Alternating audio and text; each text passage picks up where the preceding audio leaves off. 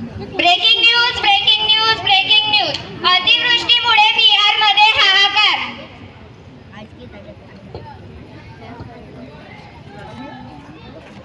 Breaking news breaking news breaking news ओडिशामध्ये वादळाचा थैमान. अरे बापरे, कितीही ऊन, जीव लाही लाही होते. चल मी घरी जातो. आई मी आलो, मला पाणी दे गा.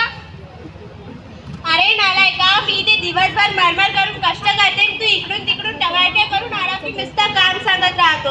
एका कामाला हात नाही लावत, नुसतं मला गोलकरीत समजून ठेवलाय. जसा बाप तसा आई थांब देते. अरे रे, एक तर 4 दिवसापासून नळ नाही, वरून आलं ते दूषित पाणी. चाल विहिरीवरून पाणी घेऊन येऊया. अरे रे, इथेही हाच रोणा, एक तर खोले खोल, वरून डवळे डव. हे घे, घेऊन जा घरी. अहो सरकारीबाई, का करत आहात? अहो काही नाही ललिताबाई, पाणीच घेत होती. बोला ना. अहो काय घडतंय काय आजकाल? अहो काय झालं? अहो तिकडे वृक्षतोडीमुळे ग्लोबल वॉर्मिंग वाढली आहे ना, आणि तिथे त्या बाईची हत्ती काल मृत्युमुखी पडली. अहो किती रडत होती ती बाई, तिचं दुःख तर पावलाच नाही जायचं. डॉक्टरांनी सांगितलं एवढा मोठा गोळका निघालाय म्हणून प्लास्टिकचा पोटात ना. अगं किती वाईट गोष्ट.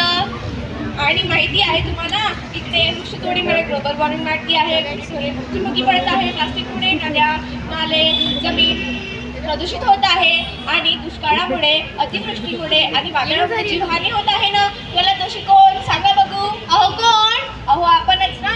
जर आपण प्रत्येकाने एक एक झाड लावलं तर ही समस्या येणार का? नाही ना.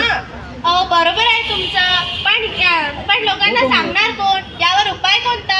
उपाय म्हणजे फक्त एकच, म्हणजे महाराज. आपण सगळे मिळून महाराजांकडे जाऊया, तेच काहीतरी यावर उपाय सांगणार.